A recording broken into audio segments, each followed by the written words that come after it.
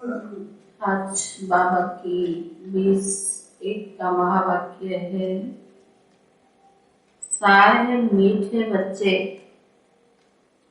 आधा कल्प से जो 5 विकारों की बीमारियां लगी हुई थी, वे अब छुट्टी की छुट्टी। मीठे बच्चे, आधा कल्प से जो 5 विकारों की बीमारियां लगी हुई थी, वो छुट्टी की छुट्टी। इसीलिए अपार खुशी में रहना,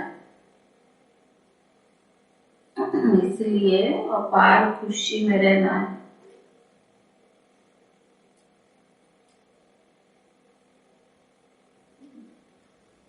प्रश्न है, तुम बच्चों को अब कौन से हावी यानी शौक रखना है? किन बातों से तुम्हारा ताल्लुक नहीं? तुम बच्चों को अब कौन से हावी यानी शौक रखना है? किन बातों से तुम्हारा ताल्लुक नहीं?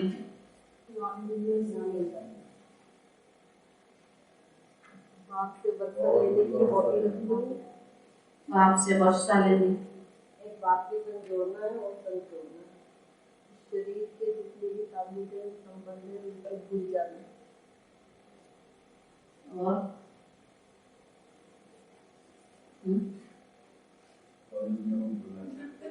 पुरानी दुनिया को भूलना। रामकृष्ण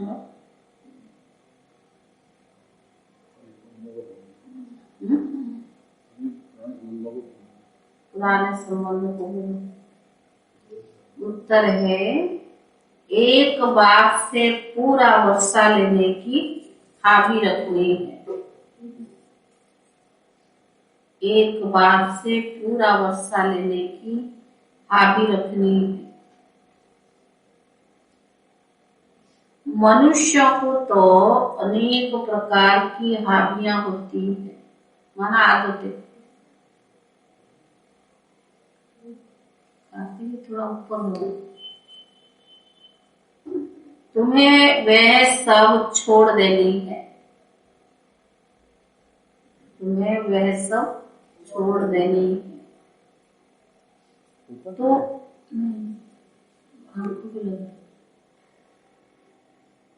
तुम ईश्वर के बच्चे बने हो।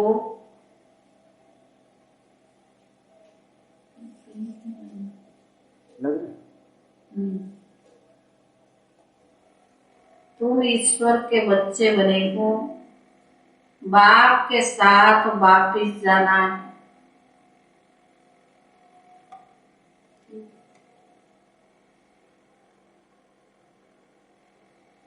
इसीलिए शरीर से ताल्लुक रखने वाली सब बातों को भूल जाना है।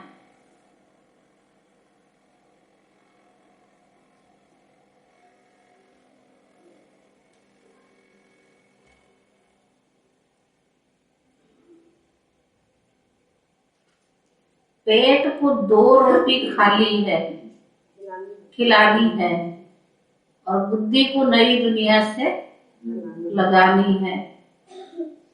पेट को 2 रोटी खिलानी है और बुद्धि को नई दुनिया से लगानी है। गीत है, जिसका साथी है भगवान,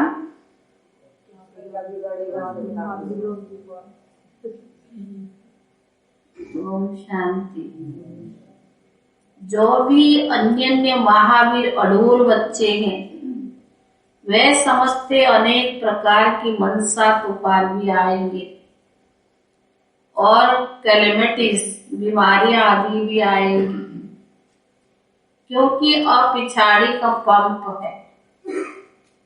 माया को झुके लगाएगी। जो पक्के निश्चय बुद्धि है, उनको क्या मालूम? जो पक्के निश्चय बुद्धि है, उनको तो मालूम पड़ता है कि शरीर के हिसाब किताब जो होंगे, जब कभी कोई बीमारी छूटने पर होती है तो खुशी होती है। अब हम इस बीमारी से छूटने वाले, खुशी होती है ना, बस ये बीमारी छूटने वाले। तुम जानते हो बाकी थोड़े रोज है। ये 5 विकारों की बीमारी आधा कल्प की लगी हुई है, जिससे मनुष्य अजामिल जैसे पाप आत्मा बन जाते हैं। ऐसी दुनिया अब बाकी थोड़े रोज है। यह बीमारियां छूटी की छूटी। दुनिया तो इन बातों को नहीं जानती। वह तो जैसे कि आसुरी बुद्धि है, इन बातों को नहीं जानती, जैसे कि आसुरी बुद्धि है। वह तो राम राम हाय हाय करते रहेंगे। कौन? आसुरी बुद्धि वाले क्या करेंगे? हाय हाय करते रहेंगे। तो बाबा ने कहा तुम तो ये घटनाएं देखते रहेंगे, तुम्हारा इन बातों से कोई ताल्लुक नहीं है। यह कोई बात नई नहीं है, यह तो होना ही है, जिसमें डरने की कोई बात नहीं। बाकी थोड़े समय है। पेट को 2 रोटी खिला लिए, कितना खाते? 4। शरीर के साथ ताल्लुक रखने वाली बातों को भूल जाना। तो बाबा ने कहा अपने को हावी बाबा से वर्षा लेने की आदत पड़ जाए कि बाबा से वर्षा लेनी है। अनेक प्रकार की आदतें मनुष्य में होती है ना, यहाँ कोई हावी नहीं। शरीर के साथ ताल्लुक रखने वाली बातों को भूल जाना है। हम ईश्वर के बन गए, अब वापस घर जाना है अथवा साजन के पास जाना है। ये साजन बड़ा विचित्र है। किसके पास जाना है? और ये साजन बड़ा विचित्र है। विचित्र होने के कारण उनको पूरा याद नहीं करते। चित्र दिखाई पड़ती है, शरीर दिखाई पड़ता, वो याद आता है ना। तो बाबा ने कहा ये नई रस्म है ना, आत्मा को परमात्मा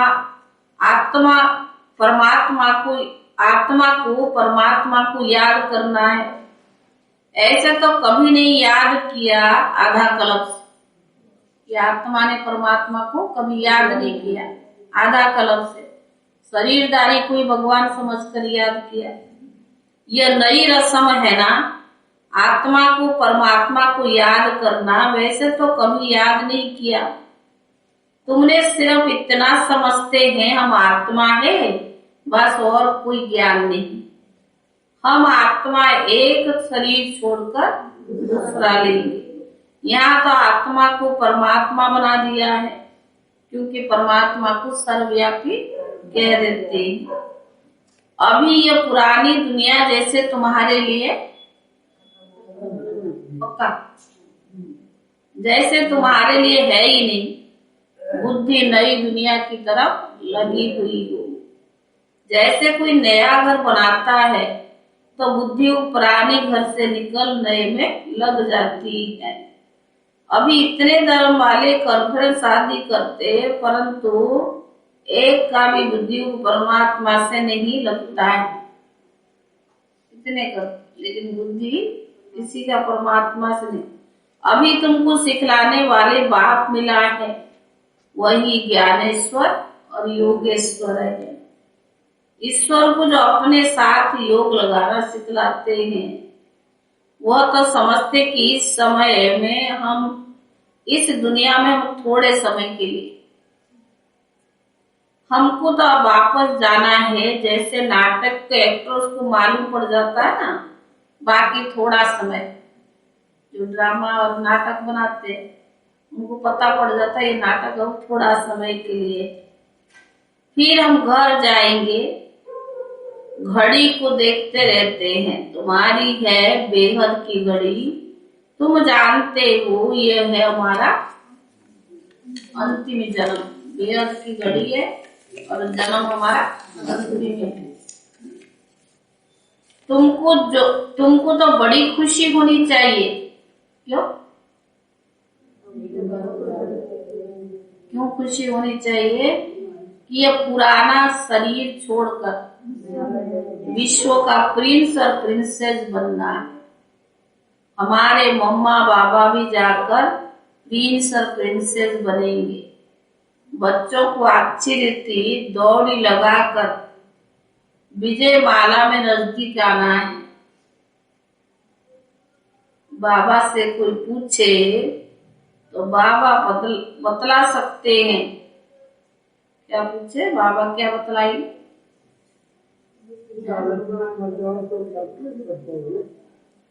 जाओगे तो क्या पद पाओगे?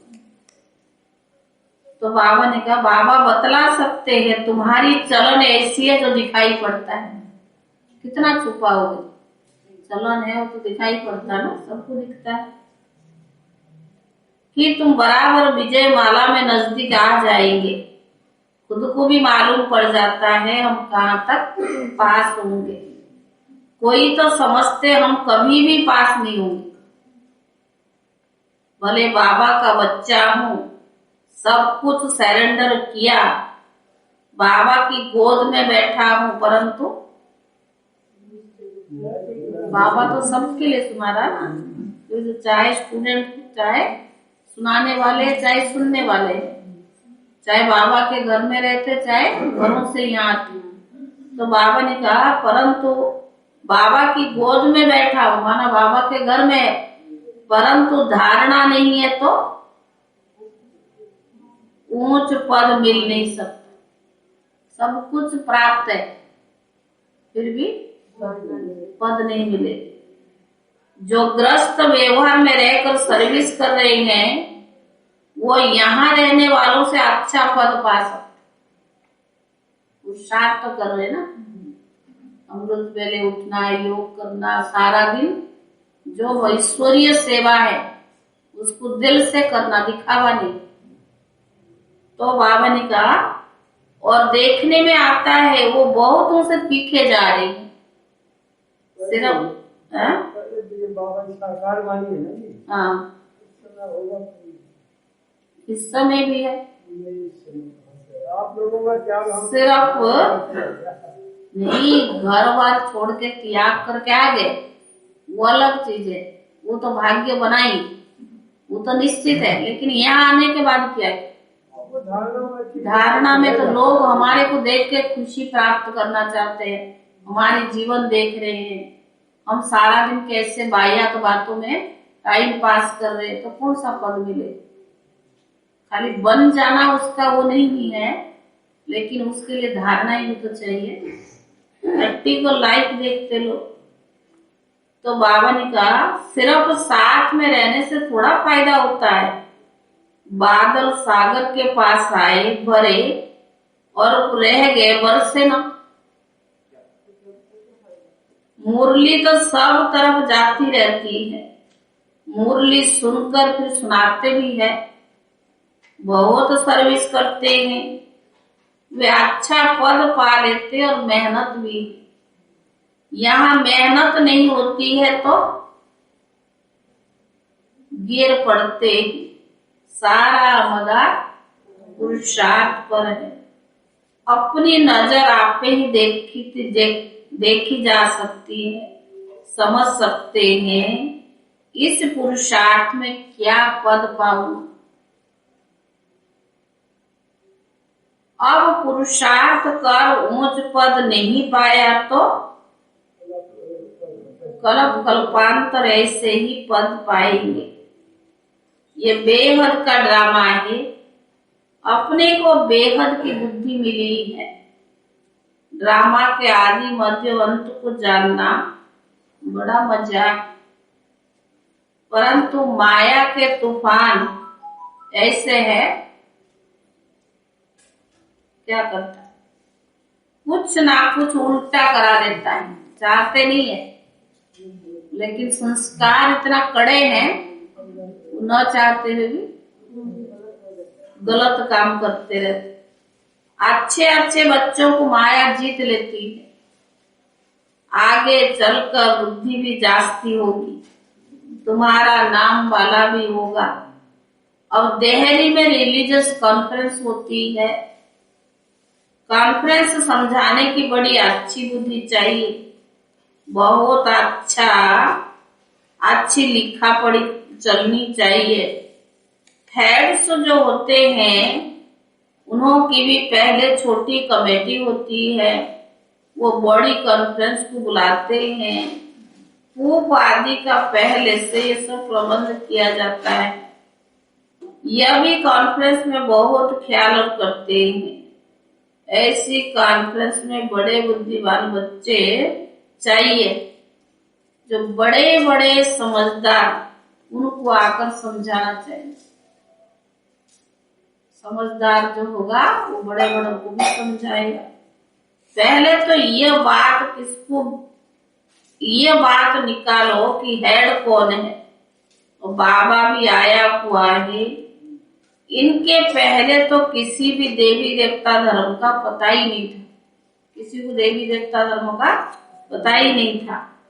अभी खुशी होती है कि देवी देवता धर्म का भी हेड है, जो ज्ञान में परिपक्व हुए इन बातों को समझते।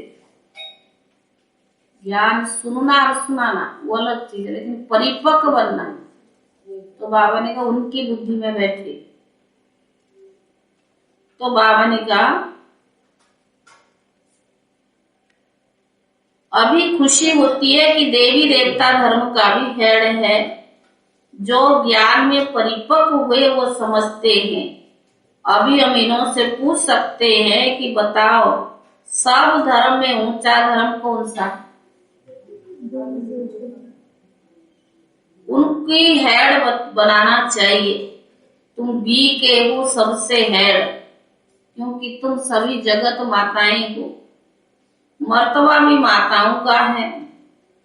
दिखाते हैं कुमारियों ने बाण मारे विषम पितामह आदि को, इन कुमारियों के आगे सब आना है। यह भी समझाना पड़ता है कि ऊंचा भगवान कौन है। फिर समझ जाएंगे सर्वव्यापी का ज्ञान झूठा है। अभी तुम हो युद्ध के मैदान पर, बाबा का परिचय देना तुम्हारे लिए कोई नई बात नहीं है। अच्छे अच्छे बच्चे जो है उनका नशा चढ़ा हुआ है, ज्ञान की नशा, उल्टा नशा नहीं। तो बाबा ने कहा ये पाठ तो अनेक बार हमने बजाया, अभी ये पुराना खत्म हो जानी है। ये पुराना चोला छोड़ना है, नए सिर आकर पाठ बजाएंगे। अभी तुम्हारी विशाल बुद्धि बनी है। अभी ये पुराना चोला छोड़ना है, फिर 84 जन्म नए नए चोले लेते हैं। ये बुद्धि में सदैव रहना चाहिए। और एक पाठधारी को अपने अपने पाठ का भी पता होना चाहिए। 84 जन्म पाठ बजाया, अब तो खेल पूरा होता है, यह चोला भी पूरा होता है। सृष्टि के भी तमो प्रधान है। अब हमारी राजधानी स्थापन हो जाएंगी, फिर क्या होगा? विनाश होगा। बम जाकर विनाश शुरू होगा, फिर हम जाकर विश्व का मालिक बनेंगे दूसरे जन्म में ना, अभी थोड़ा ना बनेंगे, अभी तो पुरुषार्थ है। उससे इस जन्म में ही मिलता है। यहाँ जो पढ़ते हैं उससे इस जन्म में ही मिलता है।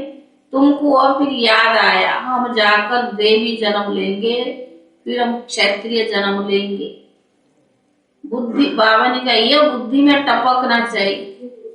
तो बाबा ज्ञान सुना रहा है, हम पहले देवी देवता बनेंगे, फिर सतयुग में आएंगे, फिर क्षत्रिय बनेंगे, फिर द्वापर में आएंगे। तो ये बुद्धि में ज्ञान टपकना चाहिए, तब जाके खुशी का पारा चढ़ा रहेगा। जो ज्ञान बुद्धि में भरपूर होगा ना तभी खुशी रहेगा। जो अच्छे पुरुषार्थी होंगे उनकी बुद्धि में ऐसी ऐसी बातें चलती रहेगी। बाबा ने समझाया है कर्म तो करना ही है, फिर अपने याद के चार्ट को भी बढ़ाना है। कितना समय बाबा को याद है। रात का टाइम अच्छा है, इसमें कोई थकावट नहीं होती। पहले बहुत करते थे, अब तो समय भी ऐसा है, वातावरण भी ऐसा है, शरीर भी नाजुक हो गया है, तो क्या करें। लेकिन बाबा ने कहा रात का टाइम बहुत अच्छा है, इसमें कोई थकावट नहीं हो सकती। सारा समय उस अवस्था में रह सकते, फिर भी क्या हो। और बाबा ने कहा फिर भी तूफान आते तो थका भी देते हैं ना, न चाहते भी तूफान आ जाते, वे थकावट करेंगे ना। बाकी बाप को याद करते रहेंगे, टॉपिक निकालते रहेंगे, तो उसमें माथा और ही भरपूर हो जाएगी। बीमारी में भी आप क्या करो, खाली पड़े रहने से थोड़ा होगा, लेकिन ज्ञान की विचार सागर मंथन करो, कुछ लिखो। आजकल तो नई इन्वेंशन बहुत है ना, लिखना पढ़ना नहीं है, मोबाइल चला दिए, बुद्धि कहाँ और जा रही है। हम क्लास ही तो सुन रहे हैं, फिर थोड़ा देर देखे कोई है नहीं, बस अपनी काम उसमें चलता है, तो थोड़ा बुद्धि लगता है। बुद्धि को इतना लाइन क्लियर चाहिए बाप को याद करने की। और सारा दिन का अवस्था अमृत वेले का अवस्था के ऊपर डिपेंड करता है कि हमारी अवस्था कैसी है, तब जाके वो क्लास में बुद्धि में बैठता है। इतना जोर जोर से क्लास चला देते हैं और बुद्धि का और भाग रही, दूसरों का कल्याण करने के लिए जैसे टेका लिया। तो बाबा ने कहा न चाहते हुए भी तूफान आते हैं, यह बाबा का अनुभव है। टॉपिक क्या है निकालते रहेंगे तो माथा और ही भरपूर हो जाएगा, नहीं तो तूफान बहुत आएंगे। जितना रुस्तम बनेंगे उतना माया जास्ती पिछाड़ेगी। यह एक ला है। बाप कहते माया बड़ी बलवान है, क्योंकि उनका राज्य अभी जाना है, खूब तूफान मचाएगी, उनसे डरना नहीं। शरीर को कुछ होता है वो क्या है, वो आपका कर्म भोग है। जितना भी कर्म जन्म जमा किया हुआ है जन्म जन्मांतर, अभी तो विक्रम नहीं करना चाहिए। सारा दिन में जाने अनजाने कितना विक्रम होता है। किसी को बोल से भी दुख देते हैं, उसका संकल्प चलता तो पाप कर्म तो बढ़ता है। तो बाबा ने कहा कर्म भोग तो है ही, इसमें गुटका नहीं खाना है, क्योंकि पिछाड़ी का शरीर है ना। बाकी थोड़ा समय ऐसे करते खुशी में रहते। जैसा बीमारी आई तो अच्छा है ना, हिसाब किताब जो तो हो रहा है खुशी से करना चाहिए। और जितना आप खुश रहेंगे ना बीमारी भाग जाएगी। अगर उसकी वर्णन करते रहोगे तो वो जाएगी। तो बाबा ने कहा वो कमलमणि दादी की बड़ी बहन थे ना राधे दादी, उनकी स्थिति आप जानते हैं। उनकी एक बाजू नहीं था। वो जब दादियां उनकी बहनें सारी यज्ञ में आई थी, 9 बहनें आई थी ना, ये 3-6 बहनें आई थी। हाँ, तो इनको यज्ञ में देखने आई थी या क्या होता करके। दूसरे दिन उनको वापस जाना था। वो गाड़ी में जा रहे थे सब घूमने के लिए। बाबा की बहू गाड़ी चला रही थी, तो गाड़ी में जो बाजू है उसका दूसरा तरफ लटका हुआ था। तो वो जैसे गिर गई ना तो बाजू कट गई। तो बाबा को आके बताया, क्योंकि उनको जाना था दूसरे दिन। तो बाबा ने कहा इसमें भी कल्याण है। क्या कल्याण है, तुम ज्ञान को मानती नहीं, अगर सही सलामत होती दुनिया में चली जाती। इसीलिए बाबा ने कहा तुम चतुर्भुज हो, एक बाजू कट गया तो क्या है, चतुर्भुज हो। और तुम का कोई तुम्हारे शादी करेगा नहीं, तुम्हारे तुम जरूर बाबा के बन के रहोगे, तो इसमें कल्याण है। तो दादी को हम देखते थे ना, बेंगलुरु में जाते थे, तो दादी की बाजू नहीं है, आधा बाजू नहीं है, लेकिन दादी क्या करती, कपड़े धोती थी ना, यहाँ रखे और ऐसे ऐसे निचोड़ लेती थी, सारी काम खुद करती थी और सारा प्रेस नहीं करती थी। कभी कपड़ा को दादी उनको बिस्तर के नीचे रख देती थी, उसके ऊपर से। पहले तो सारी दादियां ऐसे करते, अब तो समय कहाँ को कहाँ पहुंच गए। तो बाबा ने कहा, ड्रामा में इस समय सबसे जास्ती मर्तबा वालों को, क्योंकि परम पिता परमात्मा की गोद ली है। बाबा ने कहा सबसे जास्ती मर्तबा आप बच्चों को मिलेगी, क्योंकि आपने परमात्मा की गोद ली है। तुम्हारे में जो अच्छे पुरुषार्थी है, उन जैसा सौभाग्यशाली कोई है ही नहीं। ये ईश्वरीय सुख बहुत ऊंच है, तुम समझा सकते हो। भारतीय स्वर्ग था, अविनाशी खंड है, और कोई धर्म नहीं था, वह तो बाद में आए हैं। सूर्यवंशी राजधानी पास तो हुई, फिर चंद्रवंशी हुई है। उनकी हिस्ट्री जोग्राफी का किसको भी पता नहीं है। अभी तुम्हें पता पड़ा है, वहाँ थोड़ी कोई भी जानते हैं कि सतयुग के बाद त्रेता होता है। तो 2 कला कम होने से वो सुख कम हो जाता है। ये ज्ञान सतयुग में हो और अंदर ही गुटखा खाते रहे। दिल खाएगी क्या हम फिर उतरेंगे, राजाई अच्छी नहीं लगेगी। यहाँ भी कोई कहते हैं हम स्वर्ग के मालिक बनेंगे, फिर नीचे उतरना पड़ेगा, परंतु वहाँ फिर भी राजाई मिलने की खुशी है। अभी तुमको बाबा त्रिकालदर्शी बना रही है। लक्ष्मी नारायण जो स्वर्ग के मालिक है, वो भी त्रिकालदर्शी नहीं है। संगम पर ही बाप का तीसरा नेत्र ज्ञान कर दे त्रिकालदर्शी बनाते हैं। बाबा ने कहा सतयुग में लक्ष्मी नारायण को भी त्रिकालदर्शी, क्योंकि ज्ञान ही नहीं है ना। देवताओं को ये सब अलंकार क्यों देते हैं, क्योंकि यह फाइनल में है। ब्राह्मण तो गिरते और चढ़ते रहते, देवताओं को अलंकार दे, शंख चक्र गदा पद्म, जो ब्राह्मणों को क्यों नहीं दे सकते। अभी अभी देखो खुशी में नाच रही है, ढोलक बजा रही है, क्या क्या बोली बोल रही है, और थोड़े देर में देखो अवस्था कैसे, तो कैसे बाबा माला बनाएगा।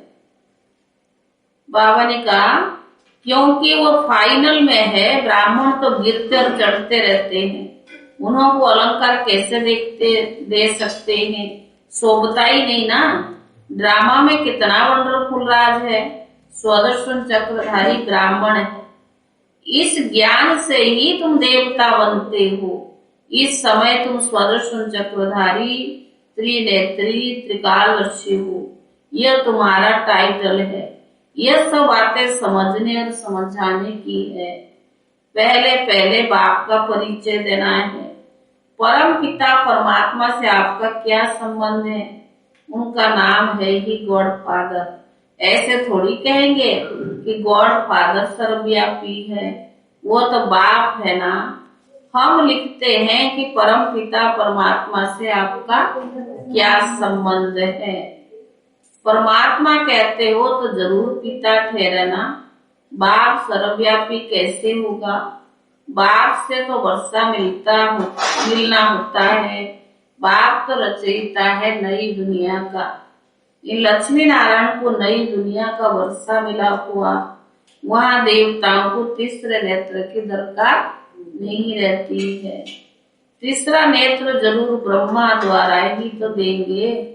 त्रिमूर्ति का अर्थ कितना अच्छा है, समझाने की बड़ी रौनक चाहिए। जो अच्छा उस्ताद होगा उनको समझाने की प्रैक्टिस होगी। दिन प्रतिदिन किसको समझाना बहुत सहज होता जाएगा। परम पिता परमात्मा आपका क्या लगता है, कहेंगे हमारा बाप लगता है। बाप है नई दुनिया का रचता, सतयुग के देवताओं का राज्य था। तो बाबा ने कहा उनको प्रॉपर्टी मिली होगी परमात्मा से। राजयोग सीख कर ही राजा ही पाते हैं। अभी जितना भी सीखते उसी अनुसार राजा ही पाते हैं। हम सब बीके हैं, कोई को भी समझाओ। अच्छा तुम कहते हो प्रजापिता ब्रह्मा, तो तुम्हारा पिता हुआ शिव ना।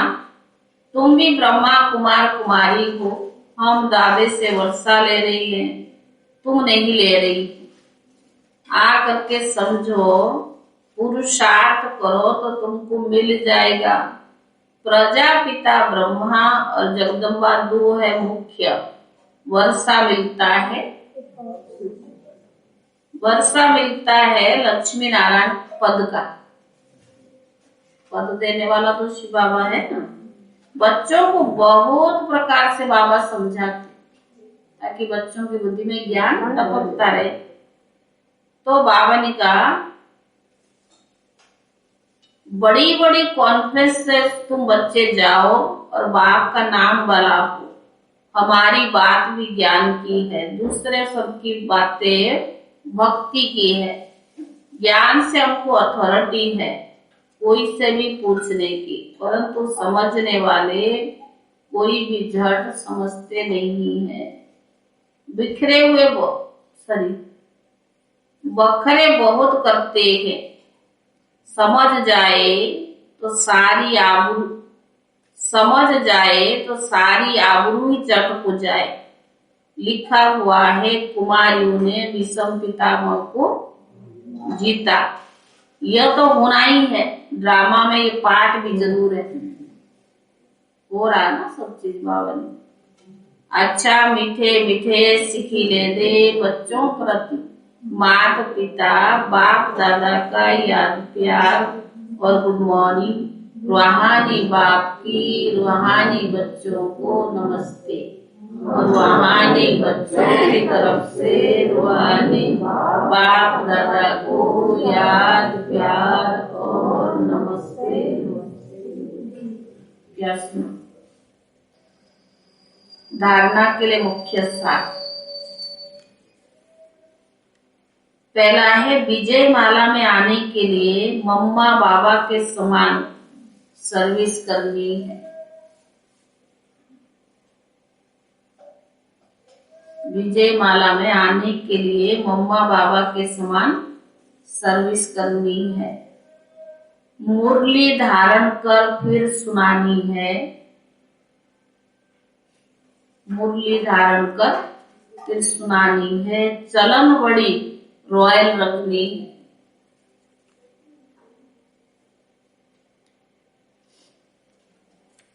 चलन बड़ी रॉयल रखनी है। दूसरा, अपनी विशाल बुद्धि से इस बेहद ड्रामा को जान अपार खुशी में रहना है।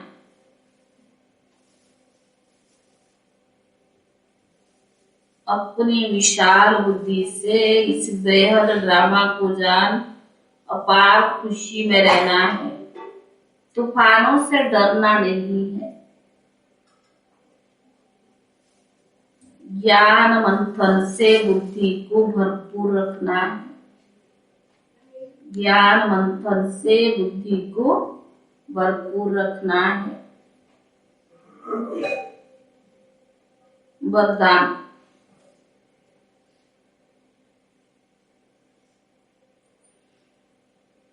विपरीत भावनाओं को समाप्त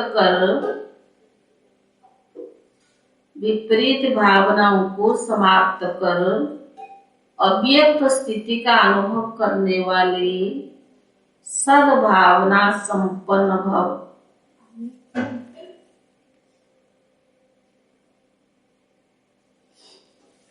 विपरीत भावनाओं को समाप्त कर अव्यक्त स्थिति का अनुभव करने वाले सद्भावना संपन्न भव। जीवन में उड़ती कला व गिरती कला का आधार दो बात। कौन सी?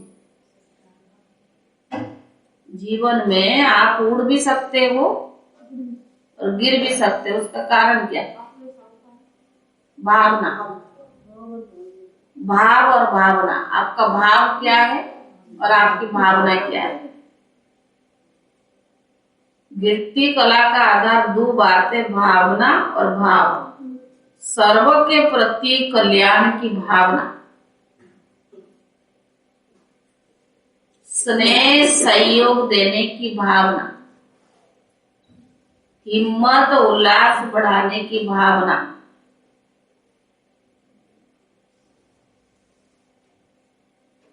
आत्मिक स्वरूप की भावना,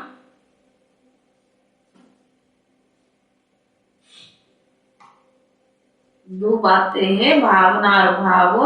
सर्व के प्रति कल्याण की भावना, स्नेह सहयोग देने की भावना, हिम्मत उल्लास बढ़ाने की भावना, आत्मिक स्वरूप की भावना व अपनेपन की भावना ही सद्भावना है। ऐसे भावना वाले ही अव्यक्त स्थिति में स्थित रह सकते। ऐसे भावना वाले ही अव्यक्त स्थिति में स्थित रह सकते। अगर इनके विपरीत भावना है, माना अव्यक्त स्थिति में रह सकते हैं, अगर इसकी विपरीत भावना है तो व्यक्त भाव अपनी तरफ आकर्षित करता है, माना शरीरधारी ये अपनी तरफ आकर्षित करता है। किसी भी विघ्न का मूल कारण है ये विपरीत भावना है। अगर आपकी भावना सही है तो सब सही प्राप्त होता है, अगर विपरीत भावना है तो विघ्न बनता है। किसी भी विघ्न का मूल कारण क्या है? विपरीत भावनाएं।